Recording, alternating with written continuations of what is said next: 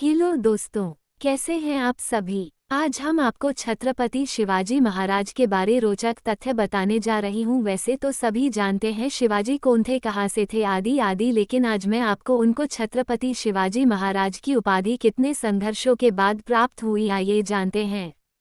6 जून के ही के दिन महाराज छत्रपति शिवाजी का राज्याभिषेक हुआ था।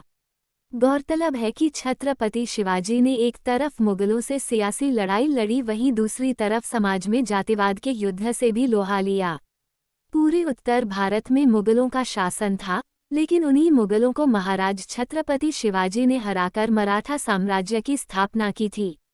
ऐसे में पूरे महाराष्ट्र में छत्रपति शिवाजी को सर्वश्रेष्ठ योद्धा में गिना जाता है। करीब 349 साल पहले आज के दिन यानी 6 जून 1674 को उनका राज्याभिषेक हुआ था। लेकिन इतने बड़े योद्धा का राज्याभिषेक बहुत आसानी से संभव नहीं हो सका। जातीय विरोध का सामना करना पड़ा था।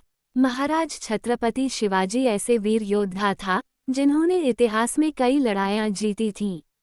इसके बावजूद समाज का एक तबका उन्हें शासक या राजा मानने को तैयार नहीं था, और इसकी वजह थी शिवाजी की जाति। शिवाजी की जाति के बारे में बहुत कम लोग जानते हैं, और बहुत से लोगों को ये भी नहीं पता कि इतने बड़े योद्धा के राज्याभिषेक का विरोध किया गया था। किस समुदाय ने किया राज्याभिषेक का विरोध, ये कहानी किसी को भी चौंका देने वाली है, क्योंकि 1674 में राज्याभिषेक से पहले छत्रपति शिवाजी की हैसियत एक स्वतंत्र शासक की थी। राज्याभिषेक के बाद उन्हें महाराज की उपाधि मिली, लेकिन महाराज बनने से पहले उन्हें समाज में जात पात के द्वंद्व से युद्ध करना पड़ा। शिवाजी के बारे में कहा जाता है वह पिछड़ी जाति से थे, हालांकि ऐसा प्रामाणिक तौर पर नहीं माना जाता। यही वजह थी कि अगड़ी जातियों में खासतौर पर ब्राह्मण समुदाय ने उनके राज्याभिषेक का बायकॉट कर दिया था। कई मराठा सामंत ब्राह्मण समुदाय के थे जो शिवाजी को राजा मानने को तैयार नहीं थे। इसके बावजूद उन्होंने अपने गुरु के परामर्श पर राज्याभिषेक की तैयारी शुरू की। रूढ़िवादी ब्राह्मण सामंतों से कैसे लड़े, जाति के चलते ही महाराष्ट्र और दूसरे राज्यों के पंडितों ने छत्रपति शिवाजी का न केवल राज्याभिषेक करने से मना कर दिया, बल्कि समारोह में जाने से भी इनकार कर दिया, जिसके बाद उन्होंने वाराणसी के पंडित गंग भट्ट की सहायता ली।